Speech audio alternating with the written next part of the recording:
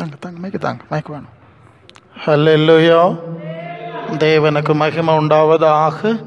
மீண்டும் ஒரு முறை உங்களோடு சேர்ந்து தேவனை நோக்கி விண்ணப்பங்களை வேண்டுதல்களை ஏறெடுக்கும்படியாய் தேவனுடைய சுவிசேஷ வார்த்தைகள் சிலவற்றை உங்களோடு பகிர்ந்து கொள்ளும்படியாய் தேவன் தந்த இந்த வாய்ப்புக்காய் நான் தேவனுக்கு துதியும் ஸ்தோத்திரமும் செலுத்துகிறேன். அன்புக்குரிய உங்கள் யாவருக்கும் இரட்சகரும் ஆண்டவருமாகிய இயேசுவின் நாமத்தினாலே என் அன்பின் நல்வாழ்த்துக்கள். ஹல்லேலூயா. நான் வசனத்துக்குள்ளாய் போக வேண்டும். 2 கொரிந்தியர் 4ஆம் அதிகாரம் அதன் 16வது வசனம் சொல்லுகிறது, 2 ஆனபடியினாலே நாங்கள் சோர்ந்து போகிறது இல்லை. எங்கள் புறம்பான மனுஷனானது அழிந்து உள்ளான மனுஷன் நாளுக்கு நாள் புதிதாக்கப்படுகிறது. ஹல்லேலூயா, ஹல்லேலூயா. ஆண்டவருடைய அப்போஸ்தலராகிய பவுல் தான் இந்த வசனத்தை எழுதுகிறார். அவர் சொல்லுகிறார், எங்கள் புறம்பான மனுஷன் அழிந்து கொண்டே வருகிறது. நம்முடைய வாழ்க்கையில் அதிகமாய் நமக்கு சோர்வு வரக்கூடிய ஒரு முக்கியமான காரியம், இந்த சரீரத்தில் பலவீனம் வரும்போது, இந்த சரீரத்தில் வியாதிகள் வரும்போது, இந்த சரீரம் தொடர்புடைய காரியங்களில் பின்னடைவுகள் ஏற்படும் போது நமக்கு சோர்வு ஏற்படுகிறது. ஆனால் இந்த தேவ மனுஷன் சொல்றார், நாங்கள் சோர்ந்து போகிறதில்லை. ஏன்னா எங்கள் புறம்பான மனுஷன்தான் அழிந்து கொண்டு வருகிறது. உள்ளான மனுஷன் ஆத்துமா நாளுக்கு நாள் புதிதாக்கப்படுகிறது. முதலாவது ஒரு விஷயத்தை நாம் புரிந்து கொள்ள வேண்டும். நம்ம ஆண்டவரை ஏற்றுக்கொண்டாலும், தேவ பிள்ளைகளுங்கிற அந்தஸ்துக்குள்ள வந்தாலும், ஆண்டவருடைய ஊழியக்காரர்களுங்கிற அந்தஸ்துக்குள்ள வந்தாலும், நம்முடைய புறம்பான மனுஷன் அழிந்து கொண்டுதான் வரும். ஹல்லேலூயா. இந்த நாட்களில் சில வேளை சிலர் கொஞ்சம் ஓவரா பேசுறாங்க. ஏதோ ஆண்டவரை ஏற்றுக்கொண்டா சோக்கேடு வராது, பலவீனம் வராதுங்கிற மாதிரி ரொம்ப பேசுறாங்க. அதனால தான் தலைக்கெல்லாம் பெயிண்ட் அடிச்சுட்டு தான் வர்றாங்க பிரசங்க மாதிரி. ஏதோ தலைமுடி கூட நிறைக்காதுங்கிறது மாதிரி தவறாய் காட்டக்கூடிய ஒரு சூழ்நிலையில் இருக்கிறோம். அதனால இதை திருப்பி ஆவியானவர் எனக்கு ஞாபகப்படுத்துகிறார். இந்த சரீரம் அழிவுக்குரியது. 1 பேதுரு 1ஆம் அதிகாரம் அதன் கடைசி வசனத்துக்கு முந்தின வசனம் சொல்லுகிறது, மாம்சமெல்லாம் புல்லை போல, அதன் மகிமையெல்லாம் புல்லின் பூவை போல இருக்கிறது. புல் உலர்ந்தது, பூ உதிர்ந்தது. ஹல்லேலூயா. முதல்ல நாம வாசித்த வசனம் அப்போஸ்தலனாகிய பவுல் சொன்னது. இப்ப 2வது நாம பார்க்கிற வசனம் இயேசுவின் பிரதான சீடனாகிய பேதுரு சொல்றது. ஹல்லேலூயா. நீங்க 1 கொரிந்தியர் 15ஆம் அதிகாரத்தில் வந்தீங்கன்னு சொன்னா, மாம்சமும் இரத்தமும் தேவனுடைய ராஜ்யத்தை சுதந்தரிப்பதில்லை, அழிவுள்ளதாகிய இது அழியாமையை சுதந்தரிப்பதில்லை என்று சொல்லி நாம் அங்கே 50வது வசனம் 15:50, மாம்சமும் இரத்தமும் தேவனுடைய ராஜ்யத்தை சுதந்தரிப்பதில்லை, அழிவுள்ளது அழியாமையை சுதந்தரிப்பதில்லை. தேவன் மனிதனை தம்முடைய சாயலில் ரூபத்தில் படைத்தார். அவனுக்கு ஒளிமயமான ஒரு உடையை கொடுத்திருந்தார். அவன் சந்தோஷ பூர்ணதை உள்ளவனாய் தான் இருந்தான். அவன் வாழ்க்கையில சஞ்சலங்களோ சங்கடங்களோ தவிப்போ சாவோ அழிவோ அவனுக்கு இருந்ததில்லை. ஆதாம் ஏவாள் படைக்கப்பட்ட போது என்றைக்கு தேவ சித்தத்தை செய்யாம சாத்தான் சித்தம் செஞ்சாங்களோ மகிமை உடையை இழந்தாங்க. ஆதியாகமம் 3ஆம் அதிகாரம் 16 - 19 உள்ள வசனத்திலே இப்படி வாசிக்கிறோம். அந்த ஏவாள்கிட்ட சொல்றார், நீ பெருக வேண்டாம்னு சொல்லிட்டார். ஏன்? நீங்கெல்லாம் சாத்தான் சித்தம் செஞ்சீங்கல்ல, அதனால உங்க பிள்ளைகள் உங்க வம்சம் இனி பரிசுத்த வம்சமா இருக்காது. அதனால நீங்க பெருகுனா துன்மார்க்க வம்சம் தான் பெருகும். அதான் உண்மை, அதான் நடந்தது. ஆதாம்கிட்ட சொன்னார், உன் நிமித்தம் இந்த பூமி சபிக்கப்பட்டிருக்கும், பலன் கொடுக்காது, குறுக்கு முள்ளெல்லாம் முளைக்கும்னு சொல்லிட்டார். நீ பாடுபட்டு உயிரோடு இருக்க நாளெல்லாம் வருத்தத்தோட வாழணும், பலனை புசைக்கணும். நீ மண்ணிலிருந்து எடுக்கப்பட்டாய், மண்ணுக்கு திரும்புவாய்ன்னு சொல்லிட்டார். இந்த சரீரம் மண்ணிலிருந்து எடுக்கப்பட்டது, அது செயலிழந்து மீண்டும் அந்த மண்ணுக்கு ஒப்படைக்கப்பட்டுதான் ஆக வேண்டும். இந்த உலகில் வாழ்வு சாபத்துக்குள்ளாக்கப்பட்டிருக்கிறது. இது நெருப்புக்கு இரையாக இப்போது வைக்கப்பட்டிருக்கிறது. இதுதான் இந்த உலகத்தினுடைய உண்மை நிலை என்று நம்முடைய பைபிள் ஆதியாகமம் தெளிவாய் சொல்லுகிறது. இந்த பைபிள் தெரியாதவங்களுக்கு ஒருவேளை அந்த சம்பவம் தெரியாமல் இருக்கலாம்.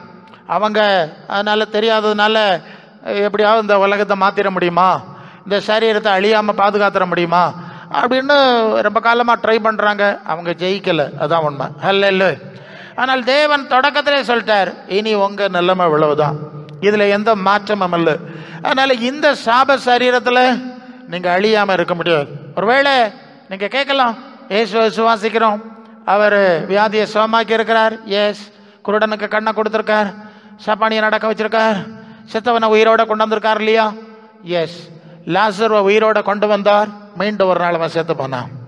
நாயினி ஒரு உதவிக்கு மகனை உயிரோட கொண்டு வந்தார், மீண்டும் ஒரு நாள் அவன் செத்து போனான். யாருமே இல்லை. சரிதானுங்களா? சரிதானே? ஓகே. அப்போ ஏன் ஆண்டவர் இந்த அற்புதங்களை செய்கிறார்? இது ஒரு காலகட்டம். அற்புதங்களை, நமக்கு சரீர பிரகாரமான அற்புதங்களை செய்வது ஒன்று, ஆண்டவரை நாம் விசுவாசிக்கணும். அவர் மூலமாய் கொடுக்கப்பட்டிருக்கிற சுவிசேஷத்தின்படி புதிய சரீரம், புதிய வாசஸ்தலம், புதிய மகிமை, அந்த ராஜ்யத்துக்கு தகுதி அடையும்படி நம்ம ஆண்டவர் அழைக்கிறதுக்காய் தற்காலிகமாய் அற்புதங்களை செய்கிறார். ஹல்லேலூயா. அதான் முதல் விஷயம். ரெண்டாவது, இந்த மாம்ச சரீரத்திலே நாம் குடியிருக்கிற நாட்களிலே தேவ சித்தத்தை செய்யும்படி ஒரு காலகட்டம் நமக்கு கொடுக்கப்படணும். ஹல்லேலூயா. சிலர்லாம் அவங்க என்ன ஒரு நாள் மரிச்சிருந்தா அவங்க தேவனுடைய ராஜ்யத்துக்கு தகுதியாக இருந்திருக்க மாட்டாங்க, பரலோக ராஜ்ய அனுபவங்களை அறிஞ்சிருக்க மாட்டாங்க, அடைய தகுதி அடைஞ்சிருக்க மாட்டாங்க. ஆனால் ஆண்டவர் அவர்களுக்கு உயிரை கொடுத்து, என் பின்னால் வா, நான் பரலோகத்துக்கு கூட்டிகிட்டு போகிறேன், அல்ல நான் இருக்கிற இடத்துக்கு ஒன்றை கூட்டிகிட்டு போகிறேன்னு சொல்லி அவர்களுக்கு வாழ்க்கை கொடுத்துருக்கிறார். இதுவும் தற்காலம் தான். அல்ல. இனி ஒரு கட்டம் வரும், அடுத்தது ஒரு கட்டம் வரும். இந்த சரீரமும் சரீர பிரகாரமான வாழ்வும் கொஞ்சம் கொஞ்சமாக செயலிழந்து கொண்டே வரும். அல்லேலூயா. புறம்பான மனுஷன் ஒரு 35-40 வயசு வரைக்கும் நம்ம வளர்ந்துட்டு வர்றோம். 40க்கு பிறகு வளர்ச்சி இருக்காதுங்க, தேஞ்சிக்கிட்டே வருவோம். எப்படி? பசி குறையும், பார்வை குறையும், தோலில் சுருக்கம் விழும், எல்லாம் கலர் மாறிடும், எலும்பு சட்டமாக மாறிடும். அப்புறம் ஒரு நாள் முடிஞ்சிடும், மண்ணில் இருந்து எடுக்கப்பட்ட மண்ணுக்கு திருப்பி கொடுத்தாகணும். அல்லேலூயா. இந்த அறிவு ஆண்டவராக இயேசுவை பின்பற்றுகிற விசுவாசிகளுக்கு இருக்கணும். இயேசுவை விசுவாசிக்கிறதுனால சாவாம இங்கே இருந்துருவேன்னு யாரும் கனவு காணப்படாது.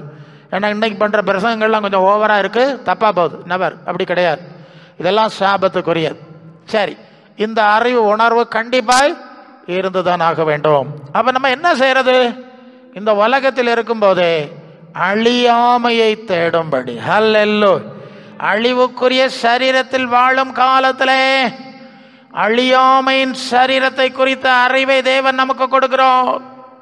1 யோவான் 3:2 சொல்லுகிறது, அவர் இருக்கிற வண்ணமாகவே நாம் அவரை 3:3 அவர் இருக்கிற வண்ணமாகவே நாம் 2 தான், அவர் இருக்கிற வண்ணமாகவே நாம் அவரை தரிசிப்பதனாலே அவருக்கு ஒப்பாக இருக்க வேண்டும். அல்லேலூயா. இயேசுவின் சரீரத்துக்கு ஒப்பாக இருக்க வேண்டும். பிலிப்பியர் 3:21 சொல்லுகிற, அவர் தம்முடைய வல்லமையான செயலின்படி இந்த அற்பமான சரீரத்தை அவருடைய மகிமையான சரீரத்துக்கு ஒப்பாய் மாற்றி அமைக்க வேண்டும். அல்லேலூயா. 1 கொரிந்தியர் 15:19-20 சொல்லுகிறது, இம்மைக்காக இந்த உலகத்தில் சுகமாய் சந்தோஷமாய் வாழ்றதுக்கு மாத்திரம் கிறிஸ்துவின் மேல் நம்பிக்கை உள்ளவர்களாக இருந்தோம். எல்லா மனுஷரை பார்க்கிலும் பரிதாபத்துக்குரியவர்களாக இருப்போம். கிறிஸ்துவோ மரித்தோரிலிருந்து எழுந்து நித்திரை அடைந்தவர்களில் முதற் பலனானார். 23ஆம் வசனத்தில் அவன் தன் வரிசையிலே உயிர்ப்பிக்கப்படுவான். ஹல்லேலூயா. அவன் மரிக்க வேண்டும், மண்ணிலே வைக்கப்பட வேண்டும், மீண்டும் உயிரோடு எழுப்பப்பட வேண்டும். லூக்கா சுவிசேஷம் 20ஆவது அதிகாரம் 36ஆம் வசனம் சொல்லுகிறது, மரித்தோர் உயிர்த்தெழுதலை அடைய பாத்திரவான்களாக எண்ணப்படுகிறவர்கள் பெண் கொள்றதில்லை, கொடுக்கறதில்லை, அப்புறம் இந்த மாதிரி வாழ்க்கை கிடையாது. ஆனால் அவர்கள் தேவனுக்கு பிள்ளைகளும் தேவதூதர்களுக்கு ஒப்பா இருப்பார்கள். அல்லேலூயா. அப்ப மரணம் நடக்கணும், உயிர்த்தெழுதல் நடக்கணும். இந்த அழிவுக்குரிய சாப சரீரம் மண்ணிலே ஒப்படைக்கப்படணும். இதுக்கு பதிலாக ஒரு மகிமை உள்ள சரீரம் வரணும். அல்லேலூயா. இந்த ஏற்பாடு பரலோக தேவனுடைய ஏற்பாடு. அது இயேசுவின் சுவிசேஷமும் அதைத்தான் உறுதிப்படுத்துகிறது. அதனால இந்த மாம்சத்தில் நாம் இருப்பதற்கு, இந்த மாம்சத்துக்கு நாம் கடனாளிகள் அல்ல. அது ரோமர் 8ஆம் அதிகாரத்தில் படிக்கிறோம்ல, மாம்சத்தின்படி பிழைப்பதற்கு இந்த மாம்சத்துக்கு நாம் கடனாளிகள் அல்ல, நாம் கடனாளிகள் அல்ல. இதை கொஞ்ச நாள் இங்கே இருக்கிறோம், அவ்வளவுதான். மாம்சத்துக்கு பிரியமாக இருக்கிறவர்கள் உட்பட்டவர்கள் தேவனுக்கு பிரியமாக இருக்க மாட்டார்கள். அது 8ஆம் வசனம். அப்போ இந்த மாம்சத்துக்காய் நாம் வாழவில்லை, அழிவுக்குரிய இந்த உலகத்துக்காய் வாழவில்லை, இந்த உலகம் கொடுக்கிற தற்காலிக மதிப்புக்காய் மரியாதைக்காய் நாம் வாழவில்லை, அழைக்கப்படவில்லை. ஹல்லேலூயா. தேவன் கொடுக்கிற மகிமையான தேவ தூதர்களுக்கான புதிய சரீரத்தை அடையும்படி, தகுதி அடையும்படி இந்த வாழ்க்கை நமக்கு தவணை காலமாய் கொடுக்கப்பட்டிருக்கிறது. இந்த அநித்தியமான உலக சூழ்நிலைக்கு பதிலாய் ஒரு நித்தியமான புதிய சூழ்நிலை நமக்கு ஆயத்தம் பண்ணப்படுறது. யோவான் 14:2-3 சொல்லுவார், என் பிதாவின் வீட்டில் அநேக வாசஸ்தலம், உங்களுக்கு ஒரு வாசஸ்தலத்தை ஆயத்தம் பண்ண போறேன், அங்க ஆயத்தம் பண்ணிட்டு அங்கதான் நான் இருவேன், நான் இருக்கிற இடத்துக்கு கூட்டிட்டு போக வருவேன். அல்லேலூயா. சபையினுடைய அடிப்படையை மீண்டும் ஒரு முறை ஆவியானவர் நமக்கு ஞாபகப்படுத்தி கொண்டிருக்கிறார். வெளிப்படுத்தல் 21:1 புதிய வானம் புதிய பூமி உண்டாயிற்று, முந்திர இருந்த இடம் காணப்படல. 3 தேவனும் தேவ பிள்ளைகளுமா ஐக்கியத்தில் இருக்கிறார்கள். 4 இனி கண்ணீர் இல்லை, வருத்தம் இல்லை, துக்கம் இல்லை, அலறுதல் இல்லை, சாவு இல்லை, மரணம் இல்லை, எல்லாம் சரிதானே. இந்த நிலையை அடைவதற்கு ஒரு தவணை காலமாய் இங்கே வைக்கப்பட்டிருக்கிறோங்கிறத ஒரு நாளும் மறந்துடக்கூடாது. பல சந்தர்ப்பத்தில் நம்முடைய உலகியல் வாழ்வின் சூழ்நிலைகள் நெருக்கத்தில் செல்லுகிறது, அதிக நெருக்கத்தில் செல்லுகிறது. சரீர பிரகாரமான காரியங்கள் அதிக நெருக்கத்தில் பலவீனத்தில் செல்றதுன்னா நாம இந்த சரீரத்துக்குரிய சிந்தையை விட்டு ஆவிக்குரிய உள்ளான மனுஷன் சிந்தையில் பலப்படும்படியாய் தேவன் அதை நமக்கு அனுமதிக்கிறார். அல்லேலூயா. இந்த அழிவுக்குரிய பூமிக்குரிய காரியங்களை விட்டு அழியாத நித்திய கன மகிமைக்குரிய சூழல்களை அதிகமாய் சிந்திக்க தியானிக்க இந்த உலகத்தின் சூழ்நிலைகளில் கசப்புகளை அனுமதிக்கிறார். இப்ப புரியுதா நான் சொல்றது? சரியா புரியான விசுவாசிகள் எப்பவுமே பிரச்சனை வந்துட்டு கசப்பு வந்துட்டு எல்லாம் தீந்துரும், இங்கே சுகமா இருந்துரும்னு யாரும் கனவு காண வேண்டிய அவசியம் இல்லை.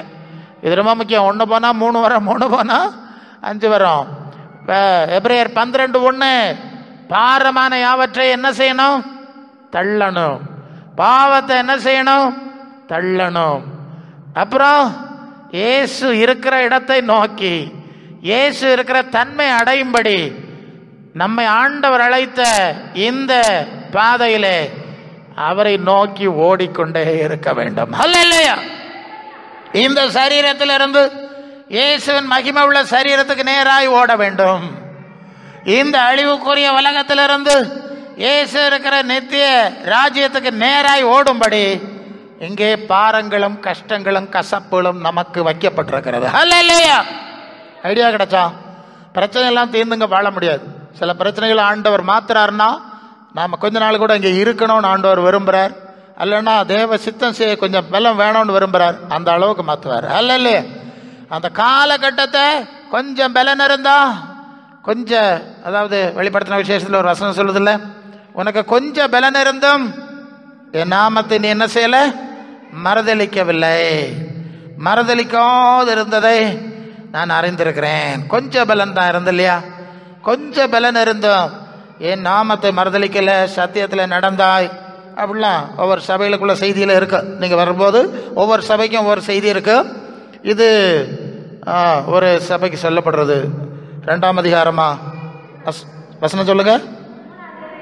3:8 உன் கிரியை அறிந்திருக்கிறேன், கொஞ்சம் பலன் இருந்து நீ நாமத்தை மறுதளிக்கல, வசனத்தை கை கொண்டாய், திறந்த வாசல். இங்கே கொஞ்ச பலத்தின் காலத்தில் கர்த்தருக்கு சித்தமானதை அந்த பலத்தில் செய்தார்கள். கொஞ்சம் பலன் கொடுத்தாரு, உடனே உலகத்துக்கு ஓடிறல. பலம் இல்லாத வேலை எல்லாரும் ஜோம் பண்ணுங்க, கூட்டத்துக்கு வருவேன்னு சொல்லுவாவ. பலம் வந்தோடனே உலகத்துக்கு போயிடுவாவ, நிறைய பேர் போயிடுவாவ. அப்போ இங்கே சொல்லியிருக்க கூட்டத்தார் அப்படி போகவில்லை. கொஞ்சம் பலன் கிடைச்ச உடனே ஆண்டவருடைய சத்தியத்தில் நடக்க ஆரம்பித்து விட்டார்கள், ஊழியம் செய்ய ஆரம்பித்து விட்டார்கள், பரலோக ராஜ்ய காரியத்திலே வேகமாக ஓடாரு. கொஞ்சம் பலன் கிடைச்ச உடனே அப்போ பார்த்தாரு, கொள்ளாமே கொஞ்சம் பலன் இருந்து அநேக ஆத்துமாக்களை ஆதாயம் பண்ணி இருக்கிறார்கள். அப்போ கொஞ்சம் கூட பலம் கொடுத்தா இன்னும் ஆதாயம் பண்ணும். அது என்ன உண்மை? அப்போ இன்னும் திறந்த வாசல் வைக்கிறேன், அப்போ இன்னும் கொஞ்சம் செய், இன்னும் கொஞ்சம் செய். இப்படித்தான் விசுவாசிகளுக்கும் ஊழியக்காரர்களுக்கும் லைஃப் எக்ஸ்டென்ஷன். அல்ல, லைஃப் எக்ஸ்டென்ஷன் எப்படி வருது? அவங்க ஆண்டவர் கேட்ட கனி கொடுக்கறதுனால தான் வருது. யோவான் 15 முதல் வசனத்திலே, என்னில் கனி கொடுக்கிற கொடியதுவோ அது அதிக கனிகளை கொடுக்கும்படி அதை சுத்தம் பண்ணுவார். கனி கொடுக்காத கொடியதுவோ அதை அவர் அறுத்து போடுகிறார். சரிதானே? அப்போ கொஞ்சம் பலன் இருக்குன்னு சொல்லிட்டு நீங்க ஆண்டவர் கேட்ட கனி கொடுத்தா இன்னும் சுத்தம் பண்ணி கனி கொடுக்க வைப்பார். நீங்கள் உலகத்துக்குரிய கனி கொடுத்து ஆண்டவருக்கு விரோதமாக போனால் இது உயிரோட வச்சதோட வைக்காமலே இருந்திருக்கலாமேன்னு நினைக்க வேண்டிய வந்துடும். அல்ல இல்லையா? சரி, அப்போ அப்படி போகக்கூடாது.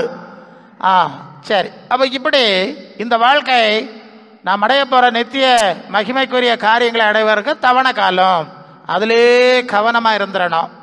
அழிவுக்குரியதுங்கிற மனசை திருப்பிடப்படாது. விசாலமான வாசல் வந்தோன்னா உலகத்துக்கு நேராக போயிடப்படாது.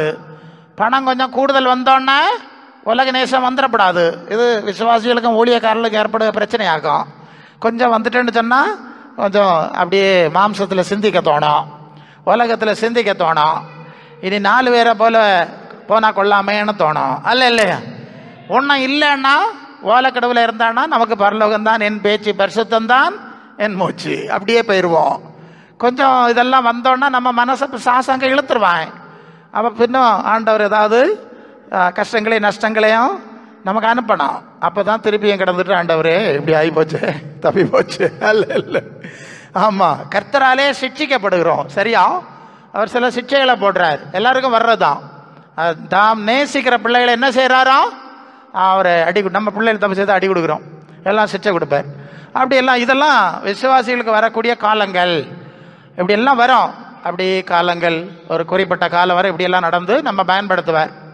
பிறகு ஒரு கட்டம் வரும், இப்படி எல்லாம் போயிட்டு இருப்போம், போயிட்டே இருப்போம். கடைசியில் இன்னொரு கட்டம் வரும் பாருங்க. அதை நம்ம அந்த வசனத்தில் தான் போவோம். 2 கொரிந்தியர் 5 1 போன அங்கே சொல்லியிருக்கு, பூமிக்குரிய கூடாரமாகிய நம்முடைய வீடு அழிந்து போக நமக்கு தெரியும், தேவனால் கட்டப்பட்ட கைவேலை இல்லாத பரலோகத்திலே நித்திய வீடு உண்டுன்னு நமக்கு தெரியும். அடுத்த வசனம் பாருங்க, இந்த கூடாரத்திலே நாம் தவிக்கிறோம், பரம வாசஸ்தலத்தை தரித்து கொள்ள மிகவும் வாஞ்சை. இப்போ நல்ல கவனிக்கலாம் விசுவாசிகளே. ஆண்டவருக்குள்ள வந்தாவ ஊழியக்காரர்கள் வந்தார்கள், ஆண்டவர் நடத்தின பாதையில் நடந்தார்கள், எல்லாம் நன்மை தீமை எல்லாம் அனுபவிச்சு அப்படியே ஆண்டவருக்கு பின்ன போனார். ஒரு கட்டத்தில் எல்லாம் பார்த்து வந்தாலும் சில சூழ்நிலைகள் வரும்போது ஒரு தவிப்பு, இந்த சரீரத்தை விட்டு ஆண்டவர்கிட்ட போனால் கொள்ளாமே, இல்லையா? இல்லையா? அதான் அந்த வசனம் அப்படி தானே சொல்லுது. இந்த கூடாரத்தில் எத்தனை வரியமாக இதெல்லாம் பார்த்து பார்த்து கடந்து வந்தாச்சு, இனி போகிறேன் இல்லையா ஆண்டவர்? இல்லை இல்லையா? இனி நான் உம்மட்ட வந்தால் கொள்ளலாம் இல்லையா? பரம வாசஸ்தலத்துக்கு மேலே ஒரு வாஞ்சை வந்துடுது இல்லையா? ஒரு வாஞ்சை. 4ஆம் வசனத்தில் அப்படி தான், கூடாரத்தில் நாம் பாரம் சுமைக்கிறோம், இதோட ஆண்டவர்கிட்ட இருந்தால் எவ்வளவு நல்லா இருக்கும் அப்படின்னு ஒரு வாஞ்சை. ஏன்னா 7ஆம் வசனத்தில், இந்த தேகத்தில் குடியிருக்கையில் கர்த்தரிடத்தில் குடியிராதமையில் இருக்கிறோம் என்று அறிந்தோம், தைரியமாகவே இருக்கிறோம். ஏன்னா தேவ பிள்ளைகளுக்கு ஒரு தைரியம் இருக்கு, சாவை குறித்து பயம் கிடையாது. அவிசுவாசிகளுக்கு தான் பயம், விசுவாசிகளுக்கு பயம் கிடையாது. ஆண்டவருடைய சித்தஞ்செயலுக்கு எப்போ போயிடலான்னு இருக்கிறதுனால ஒரு தைரியம், இங்கே இருந்து அங்கே போனால் அதோட நல்லா இருக்கும். அப்போது அதிகமாக விரும்புகிறோம். பற்றியெல்லாம் அது என்ன சொல்லுது? தைரியமாக இருக்கிறோம். நாம் தைரியமாகவே இருந்து இந்த தேகத்தை விட்டு 8ஆம் வசனம் குடி போகவும் கர்த்தரிடத்தில் குடியிருக்கும் அதிகமாய் விரும்புகிறோம். எத்தனை தடவை? 2ஆம் வசனத்தில் மிகவும் வாஞ்சியாக இருக்கிறோம்னு சொல்லியாச்சு. 4ஆம் வசனத்துலேயும் தவிக்கிறோம், இதை விட்டு போகிறதுக்கு வாஞ்சியாக இருக்கிறோம்னு சொல்லியாச்சு. 8ஆம் வசனத்தில் குடியிருக்க அதிகமாய் விரும்புகிறோம்னு சொல்லியாச்சு. அப்படி ஒரு விருப்பம் வந்துடுது இல்லையா? விருப்பம் வந்துடுது இல்லையா? உங்களுக்கு வந்ததா? ஒரு குறிப்பிட்ட சமயம் வரும்போது எல்லாருக்கும் வந்துடும். எல்லாம் இல்லை போதாண்டவர், நான் எல்லாம் நல்லா ஓடணும் இல்லை, நல்லா போனேன் இல்லை, நல்லா செஞ்சேன் இல்லை, ஓகே, இனி நான் உம்ம இடத்துல வரட்டா? பார்த்தல அவருக்கு வந்திருக்கு, பெரிய ஊழியக்காரனுக்கு வந்திருக்கு இல்லையா? அது விசுவாசிகள் எல்லாருக்கும் இப்படி வருகிறது அப்படின்னு சொல்றார். அப்போ 9ஆம் வசனத்தில், அது நிமித்தமே நாம் சரீரத்தில் குடியிருந்தாலும் குடியிராமல் போனாலும் அவருக்கு பிரியமாயிருக்க நாடுகிறோம். அல்ல இல்ல, வச்சாருன்னா அவருக்கு பிரியமானதை பிடிவாதமா செஞ்சுக்கிட்டே இருப்போம். அல்ல இல்லையா? எடுத்தாருன்னா போயிடுவோம், ரொம்ப சந்தோஷம். இங்க இருந்தா உலகத்துக்கு பிரியமானதை செய்ய மாட்டோம். அதான் பிரச்சனை. என்னது? இந்த உலகத்துக்கு பிரியமானதை செய்ய மாட்டோம், அதுல பிடிவாதம். இந்த சரீரத்துக்கு பிரியமான இந்த அழிவுக்குரிய சரீர சம்பந்தமான விஷயத்துக்கு உள்ள காரியத்தில் ஓட மாட்டோம், அது பிடிவாதமா இருந்துருவோம். அப்படி ஒரு சூழல் வருகிறது. பிலிப்பியர் 1ஆம் அதிகாரத்தில் 23ஆம் வசனத்தில் சொல்லுறார், நான் நெருக்கப்படுகிறேன், தேகத்தை விட்டு பிரிந்து கிறிஸ்துவுடனே கூட இருக்க எனக்கு ஆசை இருக்கிறது, அது அதிக நன்மை. பத்தியெல்லாம் இங்கேயும் சொல்லுவார், அவருக்கு ஆசையை சொல்லுவார், எனக்கு ஆண்டவர்கிட்ட போனோன்னு ஆசை, அதிக நன்மையா இருக்கும். அந்த அறிவு இந்த சூழ்நிலையை விட அந்த சூழ்நிலை மகா மேன்மையானது இல்லையா? அப்படி ஒரு இளைப்பாறுதல். அது வெளிப்படுத்தல் 14:13, கர்த்தருக்குள் மரிக்கிறவர்கள் பாக்கியவான்கள் என்று எழுது, அவர்கள் தங்கள் பிரயாசங்களை விட்டு இளைப்பாறுவார்கள். பிரயாசங்களை விட்டு இளைப்பாறுதல். அப்ப இந்த பிரயாசத்துக்கு ஒரு இளைப்பாறுதல் வேணும். நாம காலையிலே வேலைக்கு போய் கஷ்டப்படுறவங்களுக்கு தெரியும் எப்போ வேலை முடியும், குளிச்சுட்டு வீட்டுக்கு போகலாம், கொஞ்சம் ரெஸ்ட் எடுக்கலான்னு இருக்கோம் இல்லையா? இது மாதிரி எத்தனையோ பிரயாசம், வாழ்க்கை பிரயாசம் இருக்கிறது, விசுவாச பிரயாசம் இருக்கிறது, ஊழிய பிரயாசங்கள் இருக்கிறது. ஒரு கட்டத்தில் இதெல்லாம் முடிச்சு நான் ஓய்வு எடுத்தா எவ்வளவு நல்லா இருக்கும் என்ற ஒரு நிலை. சில சந்தர்ப்பத்தில் நான் சில வேளை ஆண்டவருடைய ஊழியத்தை செய்ய முடியாமல் நிறைவேற்ற முடியாமல் ஏதோ ரீதியில் கொஞ்சம் பின்னடைவு ஏற்பட்டா நான் உடனே ஜெபம் பண்ணுவேன். எனக்கு வேலை முடிஞ்சேன்னா எடுத்துக்கிட்டு போயிடும். அல்ல இல்லையா? சும்மா இருக்க முடியாது, சோம்பேறியா இருக்க முடியாது. இருந்தா ஏதாவது நடக்கணும். அது வெளியே போய் செய்தாலும் சரிதான், உள்ள இருந்து செஞ்சாலும் சரிதான்.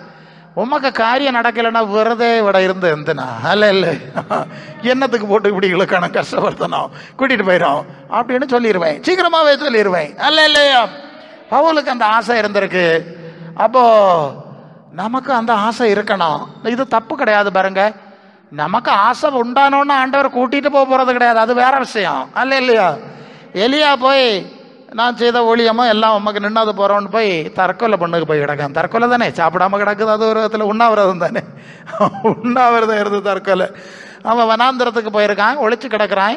வேற எங்கேயாவது கிடந்தா ஆளுவை பார்த்து ஆம்புலன்ஸை தூக்கிட்டு போயிடுவாவ. ஆள் இல்லாத இடத்துல போய் கிடந்துட்டா விருதனை காண மாட்டான். அப்படியாக இவர் அங்கே போய் ஒழிச்சு கிடக்காரு. இப்போ கர்த்தர் சொன்னாரு, எனக்கு ஊழியக்காரன் அங்கே போய் சுருண்டு கிடத்திருக்க லட்சணத்தை பாரு. அல்ல போங்கடே, தண்ணி கொடுங்க, அப்பம் கொடுங்க, தட்டி எழுப்பி விடுங்க சொல்லி அவன் கர்த்தருடைய தூதன் ஒருத்தன் வந்தான். இப்போ நீ சாவ முடியாது, இன்னும் ரொம்ப தூரம் ஓட வேண்டி இருக்கு, எலும்பு எலும்பு அப்படின்ட்டு அடி கொடுத்தானா தட்டுறானா தெரில, எப்படியும் கொடுத்து சாப்பாடை கொடுத்து எழுப்பி விட்டுட்டான். அவன் சாவ காணவே இல்லையா? கொள்ளாமா தற்கொலை செய்ய போன ஆளு சாவ காணவே இல்லை கடைசியில். அப்படி இல்லையா? அவனை எடுத்துட்டு போயிட்டார். அது இன்னொரு அவருக்கு திட்டம். நம்ம ஆசைப்படுவதனால ஒன்றும் உடனே சாடி எங்கே ஓடிட முடியாது, அது வேற. அதனால நமக்கு அப்படி ஒரு ஆசை இருக்கணும். என்ன ஆசை? ஆண்டவரோடு இருக்கணும்னு ஆசை. வேண்டாமா? உங்களுக்கு உங்கள் பிள்ளைகள்லாம் வெளிநாட்டில் இருக்கும், தூர இடத்துல படிக்கும், வேலை பார்க்கும். அப்போது மக்களை எப்போ வீட்டுக்கு வருவேன், உன்னை பார்க்கணுன்னு ஆசையாக இருக்கு. ஃபோனில் பேசுதிய, லெட்டர் போடுதிய, இப்போ ஃபோன் அதனால பேசிடுதிய இல்லையா?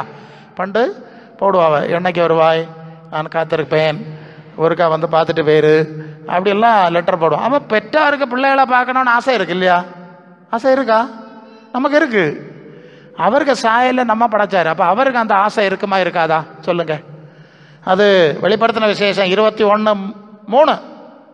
பரலோகத்திலே ஒரு சத்தம் உண்டாக கேட்டேன், இதோ மனுஷருடைய மத்தியிலே தேவனுடைய வாசஸ்தலம் இருக்கிறதே, அவர்கள் அவருடைய பிள்ளைகளா இருப்பார்கள், அவர் அவருடைய தேவனா இருப்பார். அப்ப தேவனும் ஒரே வீட்டில் இருக்க மாதிரி வெளிநாட்டில இருந்து பிள்ளைகள்லாம் வர மாதிரி சேர்ந்துருக்கு அவளாம். அப்படித்தானே சொல்லியிருக்கு. அங்கே மனுஷர்கள் நடுவில், இங்க இப்ப இல்லை, அவர் அங்கே இருக்காரு, ஆவியானவருடைய பிரசன்ஸ் மட்டும் அவர் அவர்கள் நடுவில் இருப்பார். அப்படித்தானே?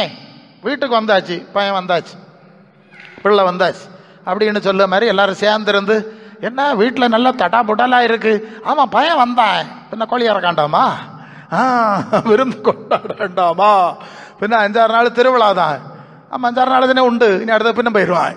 ஓகே, இது மாதிரி ஆண்டவர் தம்முடைய பிள்ளைகளோடு இருக்கக்கூடிய ஒரு அனுபவம் இருக்கிறது. அதனால தான் கொலோசியர் 3:1-2 கிறிஸ்து தேவனுடைய வலது பார்சத்தில் இருக்கிற மேலானவைகளை தேடுங்கள், பூமிக்குரியவை அல்ல, மேலானவைகளை தேடுங்கள். அப்போ அங்கே போனோம், அங்கே போனால் அங்கேயும் ஒரு விருந்து இருக்கான். அது வெளிப்படுத்தல் 21 ஆட்டுக்குட்டியானுடைய கல்யாண விருந்து. என்ன விருந்தா? என்ன விருந்து? அல்லேலூயா. கல்யாண விருந்துக்கு அழைக்கப்பட்டவர்கள் பாக்கியவான்கள். என்ன விருந்து அது?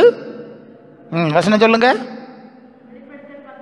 19:7 நாம் சந்தோஷப்பட்டு களி கூர்ந்து அவருக்கு துதி செலுத்த கிடவோம். ஆட்டுக்குட்டியானுடைய கல்யாணம் வந்தது, அவருடைய மனைவி தன்னை ஆயத்தம் பண்ணாலும் சொல்ல கேட்டேன். இப்போ மானவாட்டி நம்ம தான் குறிக்குது, பரிசுத்தவான்கள். அங்கேயும் ஒரு விருந்து தான். அவர் மத்திய ஆகாயத்திலே வருகிறார், பரலோகத்திலிருந்து இறங்கி மத்திய ஆகாயத்துக்கு வர்றார். இங்கே இருக்கவங்க எல்லாம் இங்கேருந்து மேலே போகிறாங்க, சரிதானே? 2 பேரும் அங்கே சந்திக்கிற இடத்துல அங்கே ஒரு விருந்து, சரியா? அப்போது தேவ சமூகத்துக்கு தேவ பிள்ளைகள் எடுத்துக்கொள்ளப்பட வேண்டுங்கிறத தேவனும் விரும்புகிறார், இல்லையா? என் பிள்ளைகள் எப்போ என்கிட்ட வந்து சேருவாவ, ஆண்டவர் சொன்ன மாதிரி ஒரு இடம் ஆயத்தம் பண்ணிட்டு கூட்டிகிட்டு போகிறக்கு வருவேன். அப்போ அவர்கிட்ட போனோம், அவருக்கு அந்த ஆசை இருக்குது, நமக்கு அந்த ஆசை இருக்கா? அப்போ நான் பார்க்கணும்னு பிள்ளைகளுக்கு ஆசை இல்லைன்னா என்ன செய்யுது, இல்லையா? உமக்கு ஆசை உமட்ட இருக்கட்டும், போய் நாங்கள் இங்கேயே இருப்போம், நாங்கள் அங்கே வரையிலன்னு சொன்னால் சிக்கல் தான், இல்லையா? அப்போ பின்ன என்ன செய்யணும்? பல கஷ்டங்கள் கசப்புகள்லாம் அனுப்பணும். அப்போ தான் சத்தம் போடுவது, ஆண்டவரே என்னை எடுத்துக்கிடாப்பா, உம்முடைய ராஜ்யத்தில் சேர்த்துறாப்பா, தாங்க முடியலையே சத்தம் போடலாம். அல்ல, அப்போ எல்லாம் நல்ல ஏற்பாடு தான், இல்லையா? இப்படியாக அந்த விசுவாச ஓட்டம் நடந்துகிட்டு இருக்கோம். ஆண்டவர்கிட்ட போய் சேரு வரைக்கும் நமக்கு ஒரு பூரணமான இளைப்பாறுதல் உண்டாகாது, அல்ல இல்லையா? அதனால தான் அந்த வெளிப்படுத்தல் 14:13 கர்த்தருக்குள் மரிக்கிறவர்கள் தான் பாக்கியவான்கள். அப்போ தான் இளைப்பாறுதல் கிடைக்கும், நித்திய இளைப்பாறுதல். அதுவரை இளைப்பாறுதல் கிடைச்சாலும் காலையில் வேலைக்கு போனோம், கஷ்டப்பட்டோம், சாயங்காலம் வந்து கொஞ்ச நேரம் உறங்கணும், மறுநாள் நேரம் படித்தா பின்ன போனோமே, அல்ல இல்லையா? அப்போ துன்பமே இல்லாத, கண்ணீரே இல்லாத, வருத்தமே இல்லாத, சங்கடமே இல்லாத ஒரு சூழ்நிலைக்கு போனாதான் நித்திய இளைப்பாறுதல். அதுக்கு என்ன பேரு? நித்திய இளைப்பாறுதல். அந்த அறிவு உள்ள விசுவாசிகள் சீக்கிரமாகவே ஆண்டவட்ட போக தான் ஆசைப்படுவாங்க, அல்ல இல்லையா? அதான் உண்மை. நீங்கள் இந்த உலகத்தில் உள்ள என்னத்தை கொடுத்தாலும் அவங்களுக்கு திருப்தி வராது, அல்ல இல்லையா? இதெல்லாம் எனக்கு சந்தோஷம் இல்லை, எனக்கு திருப்தி இல்லை, எனக்கு அப்பாவுக்கு வீட்டுக்கு போனோம், அல்ல இல்லையா? எனக்கு அந்த வாசஸ்தலத்துக்கு போனோம், எனக்கு அவரோட இருக்கணும், அதுதான் எனக்கு சந்தோஷம். இந்த சாப உலகத்துலேருந்து போனோம், இந்த சாப சரீரத்திலேருந்து போனோம், அல்ல இல்லையோ? அப்படிங்கிற ஒரு ஏக்கம் இயல்பாகவே உண்டாகிவிடும், அல்ல இல்லை? அது இயல்பாக உண்டாக வேண்டும். அதுதான் விசுவாசத்தின் சிறந்த அனுபவம், அல்ல இல்லையா? இன்னும் சாவாமல் 2000 வரையும் இந்த உலகத்தில் இருக்கணும்னு ஆசைப்படுவது உலக நேசம் தானே, உலக நேசம் தானே. அது யாக்கோபு 4:4 உலக நேசம் தேவனுக்கு விரோதமான, அவர் வச்சா இருந்து தான் ஆகணும், அது தேவ சித்தம் செய்வோம், அதில் பிரச்சனை கிடையாது. எங்களுக்கு இங்கே இருக்கணும்னு வெப்பராளவனா இல்லை, அல்ல இல்லையா? அவர் வச்சிருக்காரு, அவருக்கு வேலை செய்யணும், வச்சா ஏன்றதை நான் செய்வேன், என் பலத்துக்கு ஏற்ப, அது தனி இஷ்யூ.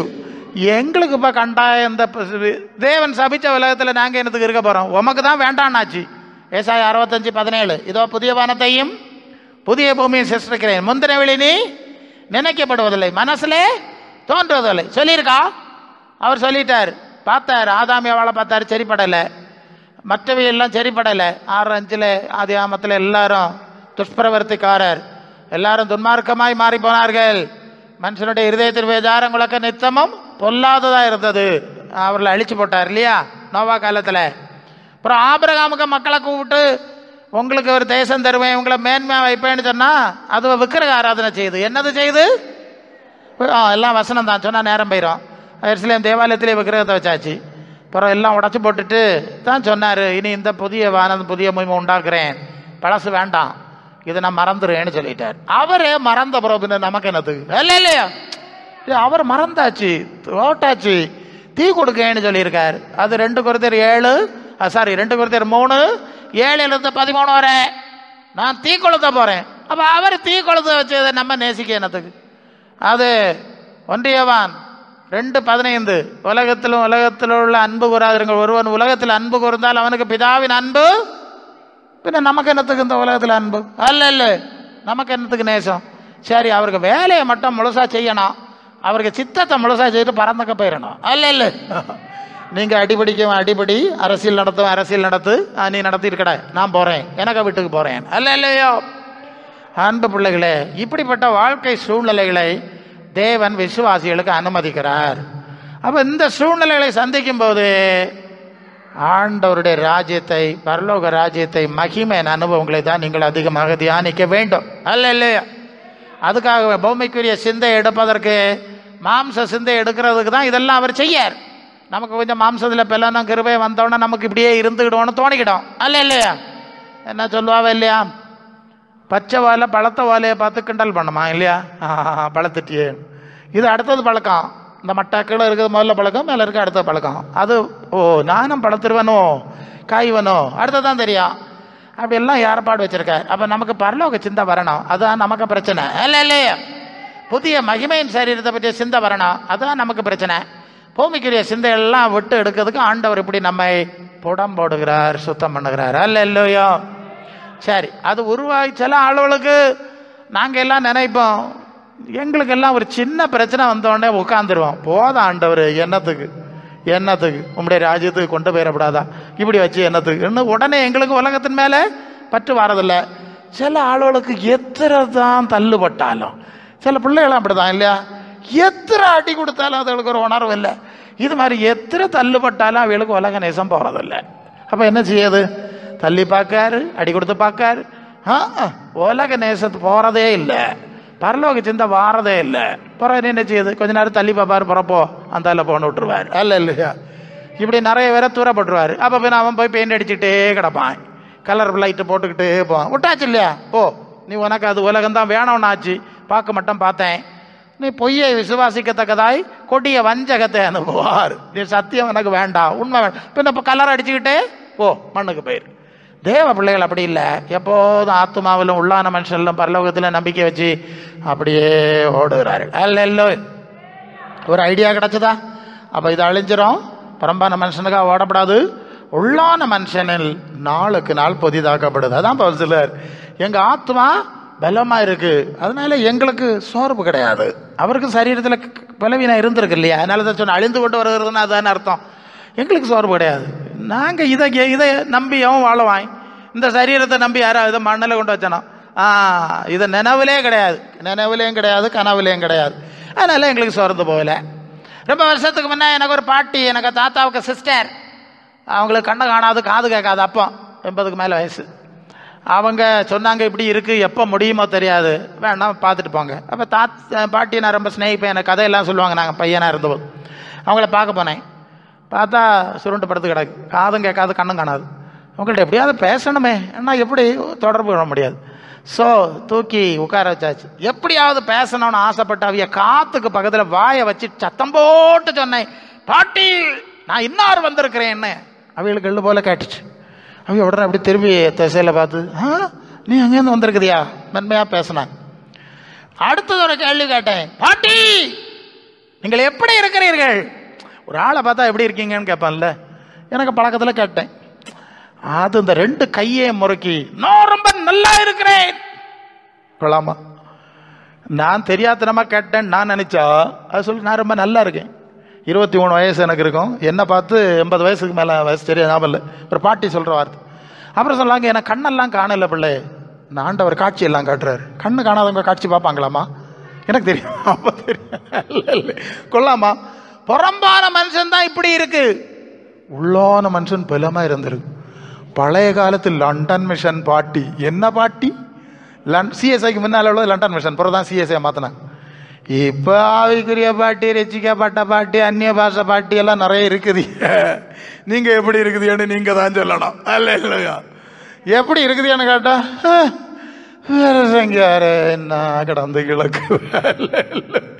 நல்லா இருந்தாலும் நல்லா இருக்கேன்னு சொல்ல மாட்டாங்க, கொஞ்சம் குறைச்சி சொல்லுறதுல அதில் ஏதோ வீழுது ஆசீர்வாதம் கிடைக்கும்னு நினைப்போம், என்ன தெரியல.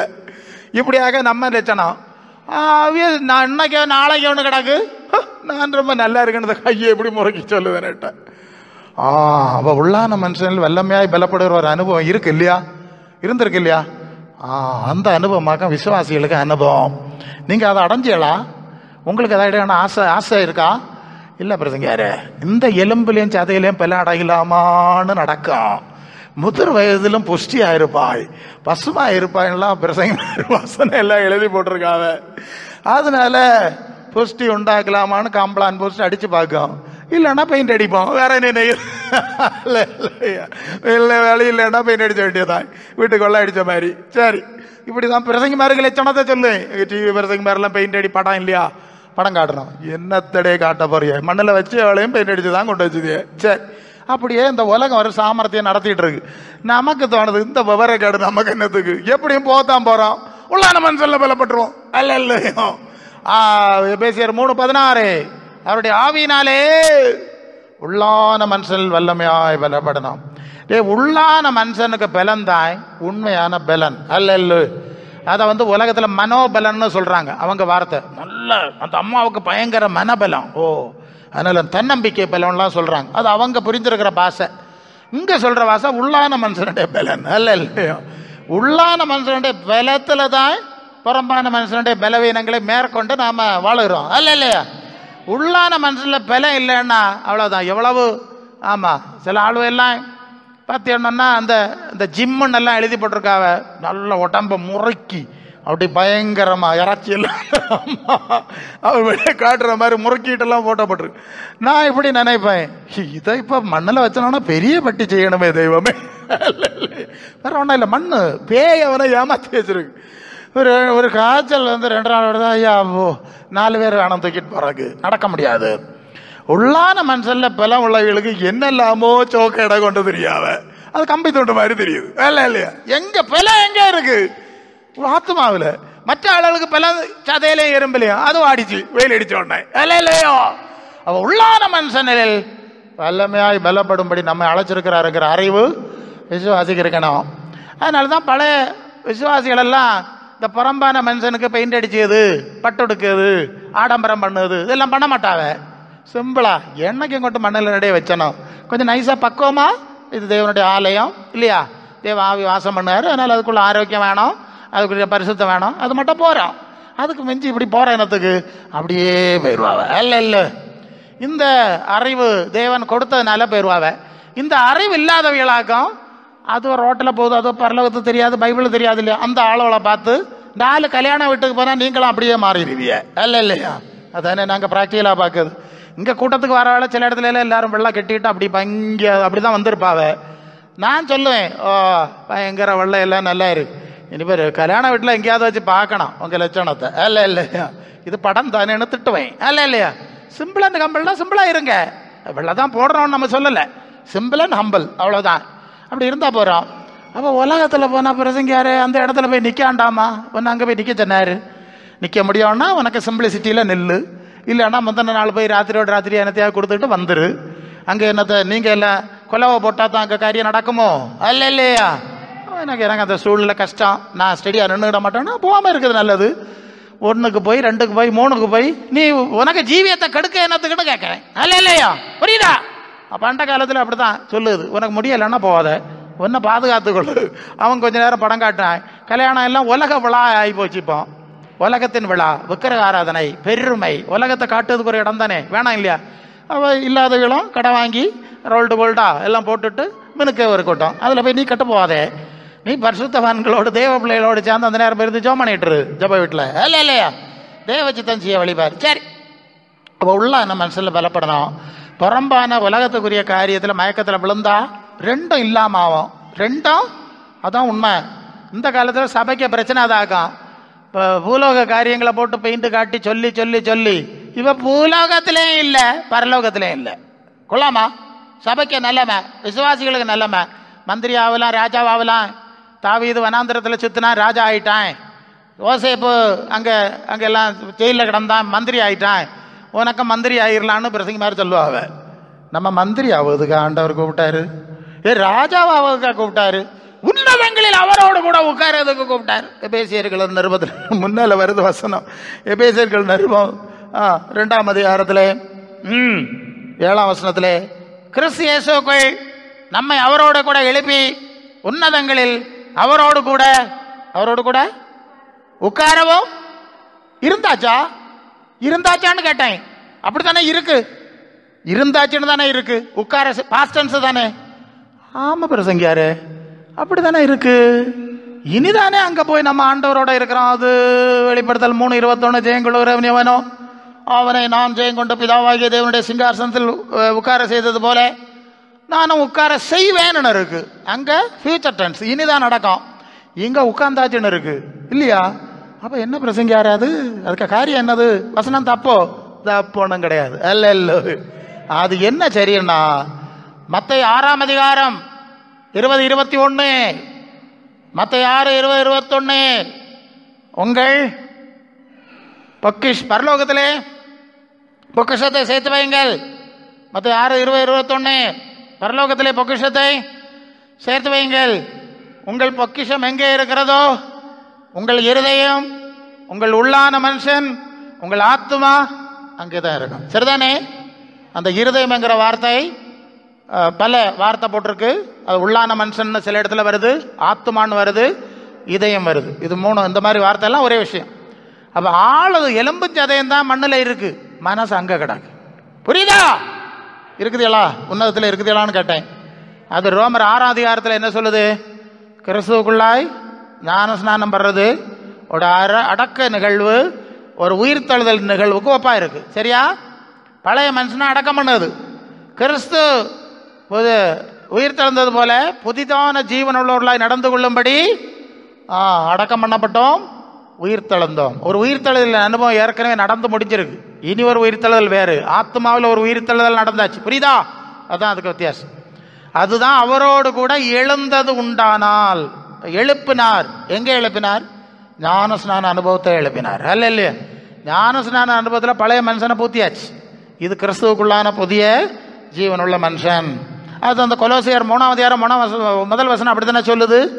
நீங்கள் கிறிஸ்துவுடனே கூட எழுந்தியலா, உயிர்த்தெழுந்தியலா. உயிர்த்தெழுதலின் அனுபவம் உங்களுக்குள்ள உண்டாச்சா? அல்லையோ? எப்ப உண்டாகிறது? ஒரு முறையான ஞானஸ்நான அனுபவத்துக்குள்ள வரும்போது பழைய மனுஷன் அடக்கம் நடக்கிறது, புதிய மனுஷனாய் நாம் உயிர்த்தெழுகிறோம். ஒரு உயிர்த்தெழுதல் அனுபவம் நடக்குது. அதை அகம் சொல்லியிருக்கு. இந்த உயிர்த்தெழுதலின் அனுபவத்தை நீங்கள் ஆத்மாவில் அடைந்தீர்கள் என்றால் உங்க மனசு பரலோகத்தில் இருக்கணும், கிறிஸ்து இருக்கிற இடத்துல இருக்கணும், உன்னதங்களில் உட்காரவும் செய்தார். இப்ப புரிஞ்சுட்டா?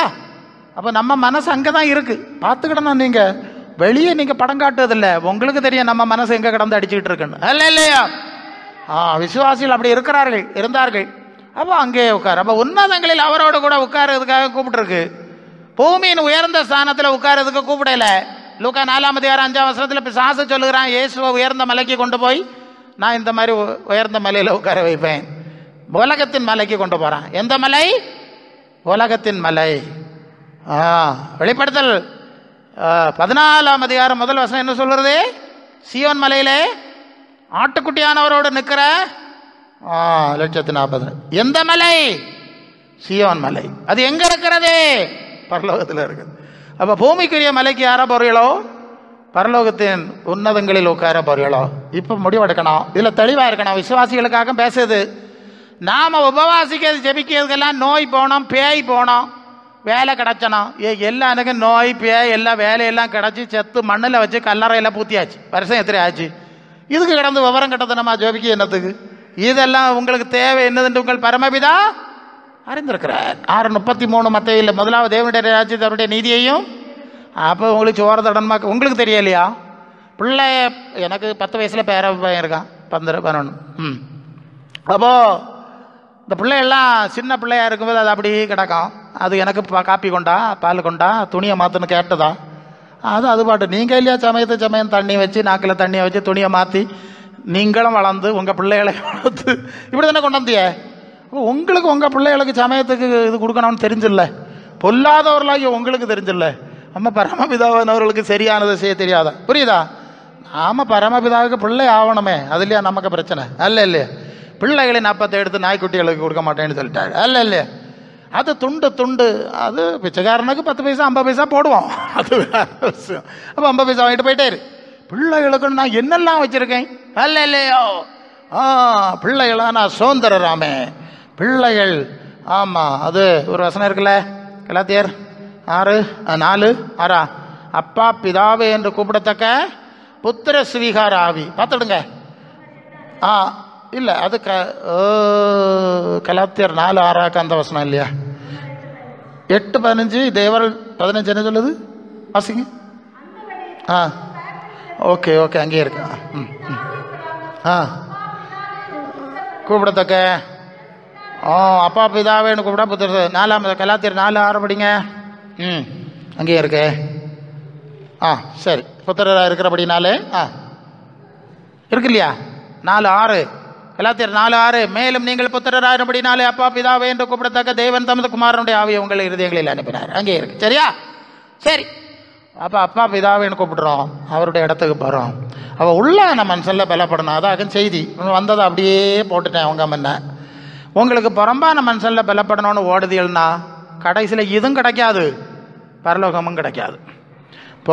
உள்ளான மனசில் ஓடுனா பரலோகம். இது தெரியும், இது மலர் வளையம் தான். இதில் ஒன்றும் மாற்ற ஒன்றும் கிடையாது. ஒரு மாற்றல எழுதி போடணும். விண்ணக வாழ்வின் 3ஆம் ஆண்டு. ஐயோ, விண்ணகத்துக்கு போய் எங்கேயாவது ஃபோன் பண்ணி சென்னாவலாம் 3 வரியமா நான் இங்கே பரலோகத்தில் இருக்கேன். கள்ளத்தனத்தை பார்க்க இல்லையா? ஏசுநாதர் தர ஒருத்தருக்கு விண்ணகத்துக்கு பரலோகத்துக்கு போக இல்லையா? இல்லையா? எல்லாரும் பரதேசில் இருக்கு. அது இன்னொரு செய்தி. விண்ணக வாழ்வில் 3 வரியமா அங்கே இருக்காவலாம். கள்ளத்தனம் அம்படம் தங்களுக்கு தாங்களே சொல்லி உலகத்தை ஏமாத்துது. இதெல்லாம் வேண்டாம். நமக்கு உள்ள நம்ம மனசில் பலப்படணும். மகிமையின் மேல் மகிமை அடையணும். அது 2 Corinthians 3:18 ஆவியானவர் கிறிஸ்துவின் சாயலுக்கு இப்போ நம்மை மகிமை மேல் மகிமைப்படுத்துகிறார். எபேசியர் 4:11 இருந்து போனால் கிறிஸ்துவின் நிறைவான வளர்ச்சியின் அளவுக்கு தக்க அவருடைய சாயலும் சிந்தையும் கனி நமக்குள்ளே வர்றது. பிலிப்பியர் 2:5 கிறிஸ்து இயேசுவுடைய சிந்தையே உங்களிலும் என்னிலும் இருக்க கிடையாது. நான் முடிச்ச போகிறேன். கிறிஸ்துவுக்குள்ளான சிந்தை, செயல், கனி, குணம், தன்மை நமக்குள்ள எந்த அளவு வந்ததோ அதுதான் கண்ணை மூடின பிறகு நம்ம கூட வரும். அல்ல இயேசு வீடு தந்தார், இயேசு கார் தந்தார், இயேசு வேலை தந்தார், எல்லாம் தந்தார். போட்டுக்கிட்டு தானே இஞ்ச வந்திய. இஞ்ச வாரதுக்கு என்ன கொண்டு வந்திய? அல்ல அழியாமைக்குரிய என்ன கொண்டு வந்திய? கிறிஸ்துவுக்குள்ளான சாயல், தன்மை, குணம். அதுதான் அது ஒரு வசனம் இருக்கு. 1 Peter 3:3 மயிரை பின்னி பொன்னாபரணங்கள் அணிந்து விலையுறண்ட வஸ்திரங்கள் தரித்துக் கொள்ளுதலாகிய புறம்பான அலங்கரிப்பு உங்களுக்கு அலங்காரமாயிராமல் சாந்தமும் அமைதலும் உள்ள ஆவியாகிய குணமே அலங்காரமாக இருக்க கடவுது. அதுவே தேவனுடைய பார்வையில் விலையேற பெற்றது. அல்ல உலகத்தின் பார்வையில் விலையேற பெற்றது இந்த எலும்பும் சதையும் பெயிண்ட் அடியும் கலரும் பட்டம். அது மண்ணில் வச்சு சொல்லியாச்சு. தேவனுடைய பார்வையில் விலையேற பெற்றது குணம். ஏன்? இந்த குணம்தான் மகிமையாக வெளிப்பட போகிறது. இல்லையோ? அதான் வெளிப்படுத்தல் 19:8 சுத்தமும் பிரகாசம் உள்ள மெல்லிய வஸ்திரம் தரித்துக் கொள்ளும்படி பரிசுத்தவான்களுக்கு அளிக்கப்பட்டது. அது பரிசுத்தவான்களுடைய நீதின்னு சொல்லியிருக்கு. நீதிகள், கனிகள், குணங்கள், கிரியைகள் எல்லாம் சேர்ந்துதான் மகிமையாய் வெளிப்படும். சூரியனுடைய மகிமை வேறே, சந்திரனுடைய மகிமை வேறே, நட்சத்திரங்களுடைய மகிமை வேறே, பிரகாசம். இது மாதிரி பரலோக சிந்தை, கிறிஸ்துவுக்கேற்ற குணம், கிரியை, ஆவியின் கனின்னு சொல்லியிருக்கு. பரலோகத்தின் ஆவி வந்தால் ஆவியின் கனி வருது. கலாத்தியர் 5:22 அன்பு, சந்தோஷம், சமாதானம், நீடிய பொறுமை, தயவு, நற்குணம், சாந்தம், விசுவாசம், இச்சையிடம். இல்லையா? இதுதான் நம்முடைய ஆத்மாவுக்கு ஒரு வடிவத்தை கொடுக்குது. எனக்கு நேரம் முடிச்சு நான் ஷார்ட்டாக போகிறேன். இந்த ஆத்மாவுக்கு வடிவம் கொடுக்கறது எது? நம்முடைய நற்குணங்கள். துர்க்குணங்கள் இருந்தால் அந்தகாரமாக இருந்தீர்கள், முற்காலத்திலே இருட்டாக இருப்பான். நற்குணங்கள் இருந்தால் உன்னில் உள்ள வெளிச்சம் என்று ஆண்டவர் சொல்வார். உன்னில் உள்ள வெளிச்சம் இருளாகாதபடி எச்சரிக்கையார். அப்போ நீதிமானுடைய பாதை நடுப்பகல் வரைக்கும் அதிகம் பிரகாசிக்கிற சூரிய பிரகாரம். துன்மார்க்கருடைய பாதை காரிருள். சரியா? ஒரு ஆத்மா இருளான ஆத்மா, மகிமையான ஆத்மா. இது கிறிஸ்துவுக்கேற்ற சிந்தை. முதலாவது பரலோக சிந்தை, அழியாமையை குறித்த சிந்தை. அழிவுக்குரிய சிந்தை இருள், அழியாமைக்குரிய சிந்தை ஒளி. அழியாமை என்ற நித்திய ஜீவ குணம் உள்ளவர்கள் மகிமையான சிந்தை, தெய்வீக சிந்தை, தேவனுக்கேற்ற சிந்தை, தேவ பிள்ளைகள், தேவ சாயல், அப்படியே உள்ள குணங்கள், கிரிய, இதெல்லாம் அந்த சாயலை கொடுக்கும். இதுதான் நம்முடைய உள்ளான மனுஷனாக இருந்து சாவுக்கு பிறகு வெளியே வரும். சரியா? இந்த உலகத்துக்குரிய எல்லாம் முடிவுக்கு வரும். இந்த அறிவு நமக்கு வேணும். அதனால தான் புறம்பான மனுஷன் அழியுதப்பா, இதை பற்றியெல்லாம் எங்களுக்கு பிரச்சனை இல்லை. உள்ளான மனுஷன்ல மகிமைப்படுகிறோம், பலப்படுகிறோம், கனப்படுகிறோம். அல்ல இல்லையா? ஓகே, அதுவே எங்களுக்கு முக்கியம்னு சொல்வார். அப்போ இந்த நாளில் நமக்கும் இதுதான் முக்கியம். புறம்பான எண்ணத்தை விட்டுரு. நாளைக்கு நடப்பது நமக்கு தெரியாது. இன்னைக்கு நான் எனக்கு 18 வயசாச்சு, நான் இப்படியே இருப்பேன். கனவு ஒன்று வருதுன்னா காணாண்டான், பத்திரிகையில் பாருங்க, அதெல்லாம் கிடையாது. அவர் வச்சா இருக்கிறோம், நாங்களும் ஏதோ வச்சிருக்காரு இருக்கோம். எவ்வளோ ஆபத்துகளை ஒவ்வொரு நாளும் கடந்து போகிறோம் தெரியுமா? இப்படி வந்து நிற்போம்னு நினைக்கவே இல்லை, ஆனாலும் ஓடிக்கிட்டே இருக்கோம், விடப்படாது. சாவுக்கு முன்ன பறந்து பறந்து பறந்து எல்லா இடத்துலையும் விதைச்சிட்டு பறந்து போயிடணும். அல்ல சாத்தான் தடுத்து நிறுத்த எத்தனையோ வழி செய்கிறேன், ஆனாலும் விடுவதில்லை. அன்புக்குரியவர்களே, பவுல் சொல்கிற வார்த்தையை நினைக்கிறோம். எங்கள் புறம்பான மனுஷன் அழிந்து அழிந்து ஒளிந்து மறைந்து கொண்டு வருகிறது. பவுல் சொல்லுகிறார், புல்லை போல இருக்கிறது, புல்லின் போல இந்த மாம்சம் எல்லாம் வாடி போகிறது. ஆனால் உள்ளான மனுஷன் பலப்படுகிறோம், பலத்தின் மேல் பலப்படுகிறோம். அவர் பலத்தின் மேல் பலனடைந்து சீயோனிலே தேவ சமூகத்திலே வந்து காணப்பட வேண்டும். ஆகவே புறம்பான மனுஷனில் ஏற்படக்கூடிய சூழல்கள் நம்மை உள்ளான மனுஷனை அதிகமாக சிந்திக்க தியானிக்க, மறுமை பரலோகத்தை சிந்திக்க தியானிக்க நம்மை அனுமதிக்கிறார் என்பதை அறிந்து கொண்டு இந்த நாளிலே இது நன்மைக்கு ஏதுவாய், சகலமும் நன்மைக்கு ஏதுவாய் நடக்கிறது என்று அறிந்து கொண்டு தொடர்ந்து தேவ சித்தம் செய்ய நம்மை அர்ப்பணிப்போம். கர்த்தர் ஆசீர்வதிப்பார். ஆமென். ஹல்லேலூயா. தலையை தாழ்த்துங்க. விஷயமன் நாட்டர பஷல் அபிலத்தன கமரசிட்ட. ஹல்லேலூயா, ஹல்லேலூயா, ஹல்லேலூயா, ஹல்லேலூயா.